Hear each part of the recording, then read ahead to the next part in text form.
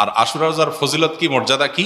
নবী করিম সাল্লাল্লাহু আলাইহি ওয়াসাল্লাম বলেছেন, সিয়ামু ইয়াউমি আশুরা আহতাসিবু আলাল্লাহি আন ইউকাফিরা আস-সানাতাল্লাতী ক্বাবলাহা।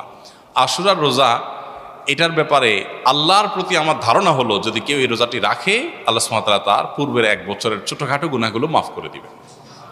বান্দার হক বান্দার কাছ থেকে মাফ নিতে হবে, কবিরা গুনাহ তওবা করতে হবে, ছোটখাটো গুনাহগুলো এই আমলের মাধ্যমে আল্লাহ সুবহানাহু ওয়া তাআলা মাফ করে দিবেন।